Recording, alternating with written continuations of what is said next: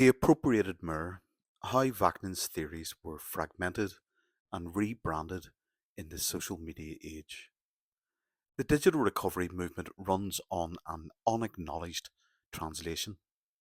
It speaks in Sam Vaknin's syntax, but pretends to have invented a new language. Each viral post about love bombing, every coaching script about the toxic cycle, every animated explainer about narcissistic supply, all of them descend from a single analytic framework that has been broken apart, softened, and resold in fragments. This is not conspiracy or plagiarism in the classical sense. It is a sociological process, the migration of theory from scholar to culture, from coherence to catchphrase. The fragmentation begins. When Malignant Self Love appeared in the late 1990s, it was written in analytic prose, not the therapeutic vernacular of the internet. Vaknin's structural model was precise, recursive, and deeply uncomfortable. It showed that narcissistic abuse is not a set of behaviors, but a system of meaning. As his ideas filtered through survivor forums and early message boards, pieces of that system were extracted and reworded for accessibility.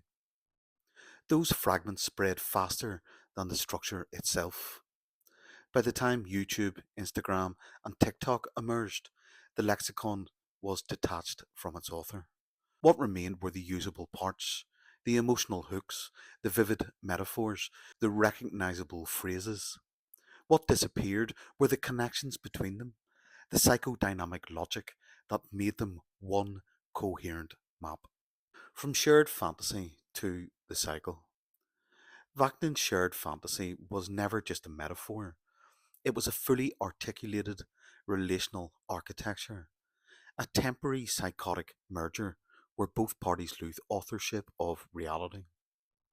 He described its seven phases, its libidinal economy, and the mechanisms of collapse once idealization fails.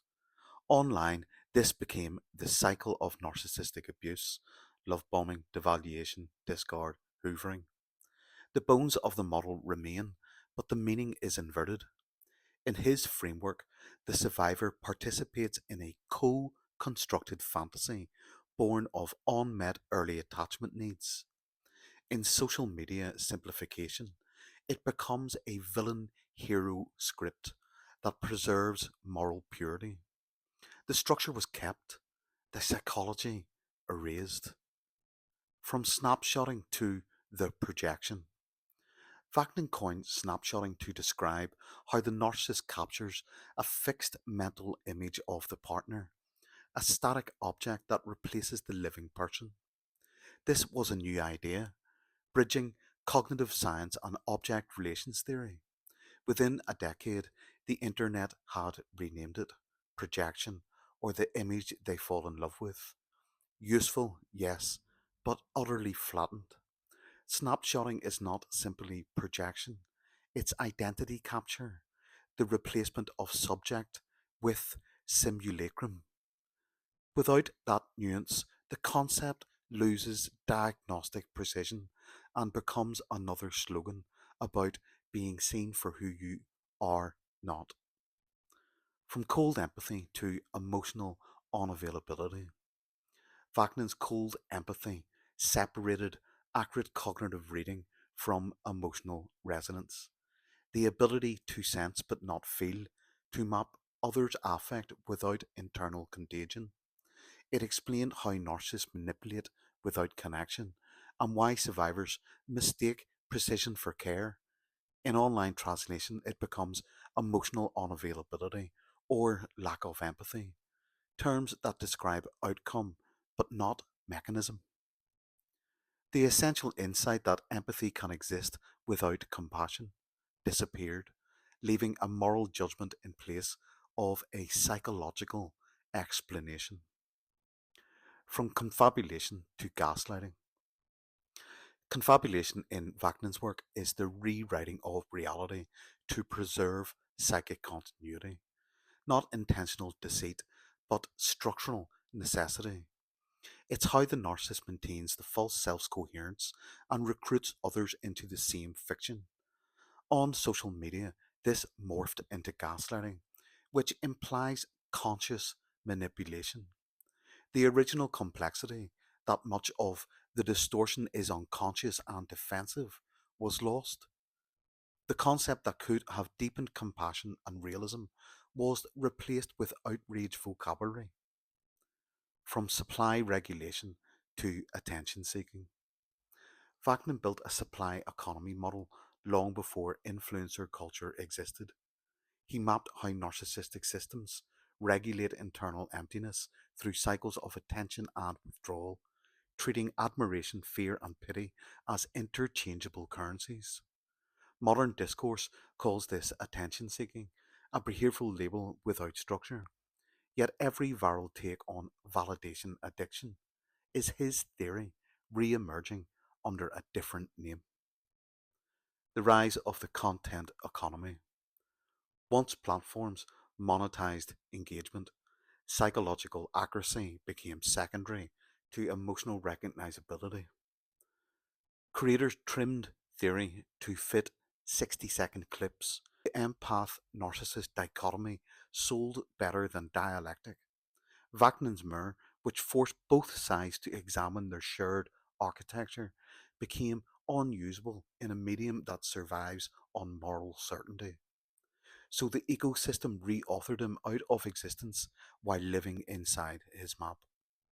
He became the invisible operating system of the recovery industry.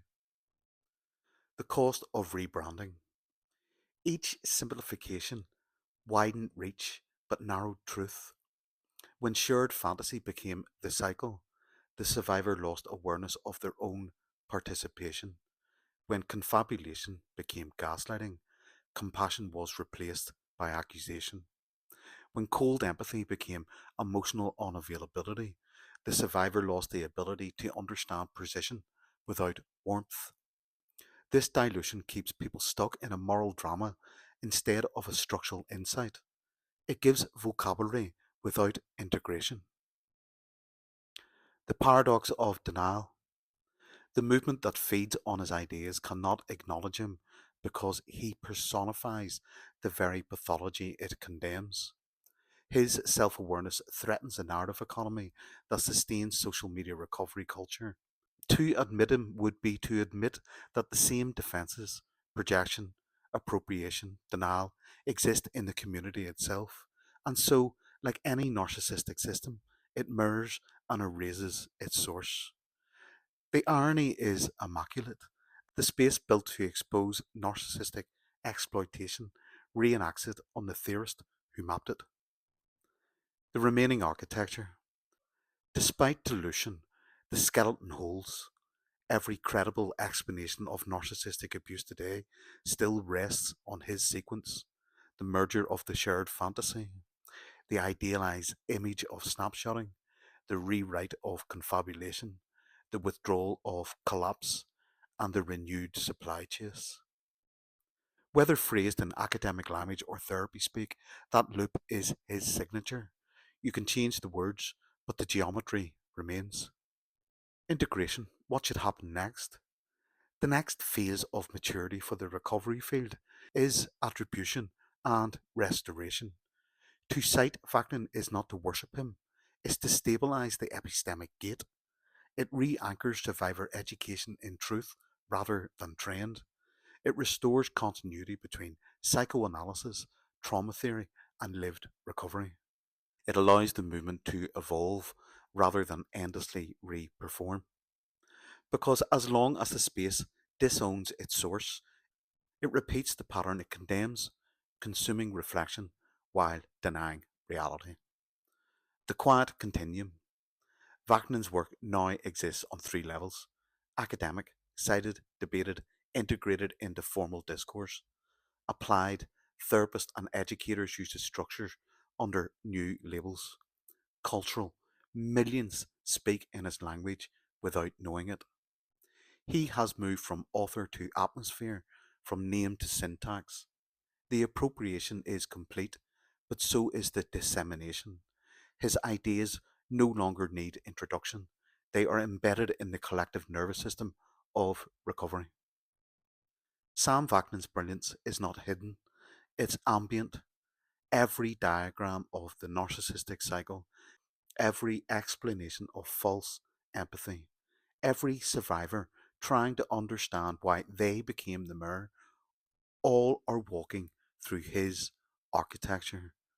The mirror has been shattered and scattered across the internet, but it still reflects the same light. He built the language everyone speaks. They just forgot to remember who taught them to talk.